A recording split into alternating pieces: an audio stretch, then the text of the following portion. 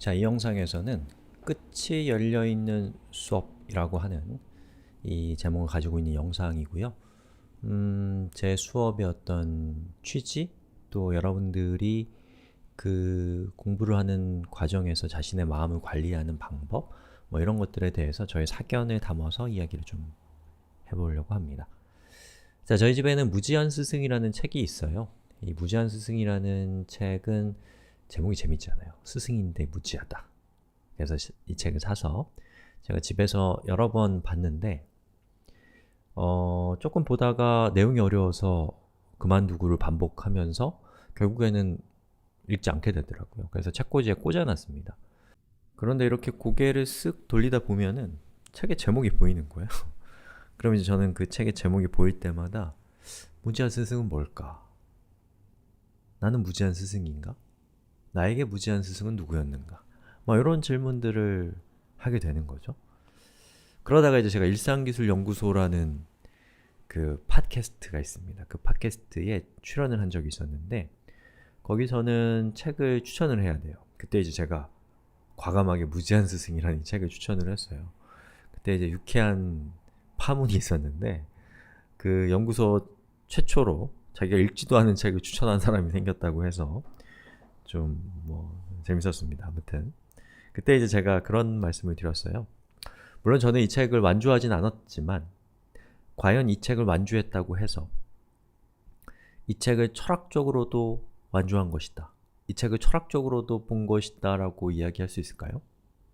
그리고 이 책을 제가 제목만 봤지만 제목만 봤다고 해서 이 책을 철학적으로 보지 않았다라고 할 수 있을까요? 물론 현실적으로는 보지 않은 거겠지만 뭐 이런 그 항변을 한 적이 있었어요. 예. 그러면서 이제 그런 생각이 들더라고요. 어떤 책이 있고 그 책이 어떤 분야에 대한 소개서라고 한다면 분야는 넓고 거대하고 말하자면 저는 무한이라고 생각합니다.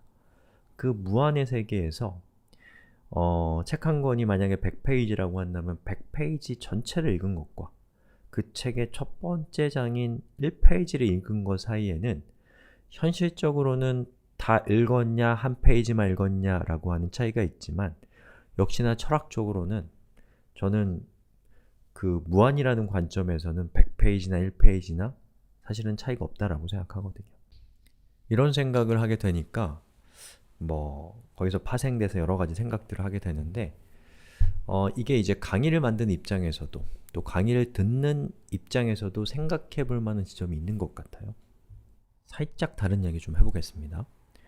저는 과거에는 이 책이라고 하는 것을 통해서 사람들이 지식을 접했고 이 책이라고 하는 매체는 한번 만들어지면 그 내용을 변경하는 것이 불가능하기 때문에 책은 책 자체로서 자기 완결성이 있어야 됐습니다. 다른 말로는 끝이 닫혀 있었다라고 저는 생각합니다. 자연스럽게 끝이 닫혀 있기 때문에 책을 통해서 그 지식을 공부해야 되는 사람들은 그 닫혀있는 끝에 도착해야 된다는 강박을 갖게 된 것이 아닐까라는 생각이 듭니다.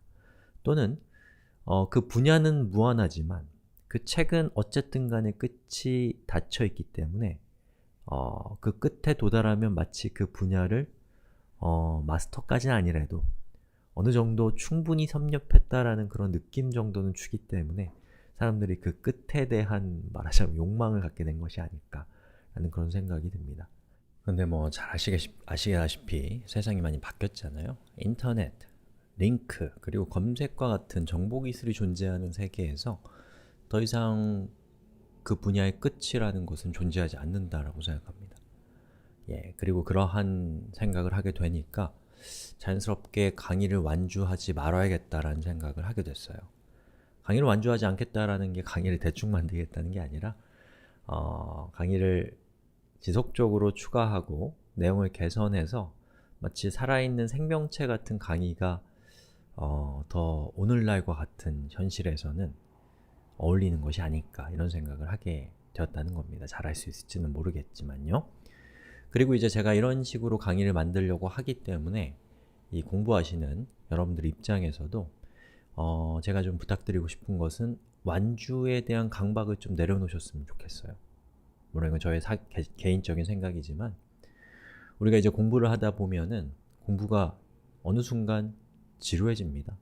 그리고 뭔가 뜬구름 잡는 것 같은 느낌이 들기 시작해요. 저는 그것은 일종의 시그널, 신호라고 생각합니다.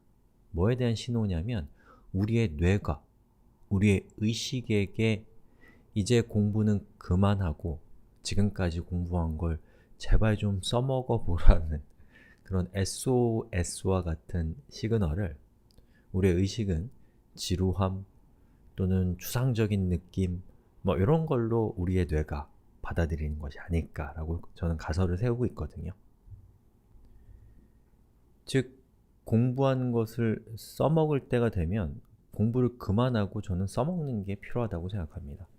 그리고 그것을 써먹다 보면은 언젠가부터는 지금까지 내가 알고 있는 지식만으로는 문제가 해결되지 않는 순간이 오죠.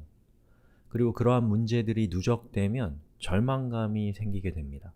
그리고 그런 절망감이 충분히 성숙되어서 그냥 절망만 하고 있는 것보다는 새로운 걸 공부하는 것이 더 쉬운 순간에 우리는 공부할 때라는 생각이 듭니다. 그리고 생각해보면 절망감이라는 것은 사실 희망이라는 것과 동전의 양면인 것 같아요. 절망감 없는 희망 없고 희망 없는 절망감이 없는 것 같습니다.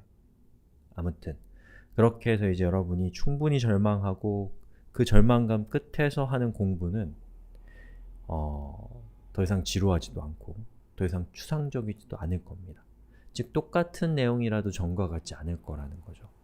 즉, 우리가 무언가를 배우고 그 배운 것을 사용하고 그리고 다시 배우고 사용하고를 이 최대한 작게 쪼개고 자주 반복할수록 저는 이 배움이라는 것과 사용이라고 하는 것의 그 경계가 희미해진다고 생각하거든요. 그리고 그 경계가 희미할수록 저는 일과 공부라는 것이 힘들고 어려운 일이 아니라 즐겁고 재미있는 일이라고 생각합니다. 한번 우리 주위를 둘러보면 엄청나게 많은 연구들과 어마어마하게 많은 공학적인 성취들이 존재하는데 저는 그것이 인간의 그 불굴의 의지로 이루어진 거라고 생각하지 않습니다. 또 뭐랄까요?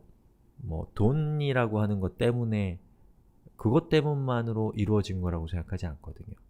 이러한 큰 업적을 남긴 우리 선대의 많은 사람들은 저는 바로 이러한 심리 상태에서 무언가를 공부하고 무언가를 해내는 것이 정말 너무너무 즐겁기 때문에 그 즐거움의 결과로 이 세상이 이렇게 거대해진 것이었다라고 생각하거든요. 그래서 여러분들도 또 저도 뇌를 혹사시키지 말고 뇌가 시키는 대로 순리대로 저는 강의를 만들고 싶고요. 여러분들은 공부를 하셨으면 좋겠다는 생각입니다. 재밌게 공부합시다. 저는 재밌게 강의 만들겠습니다.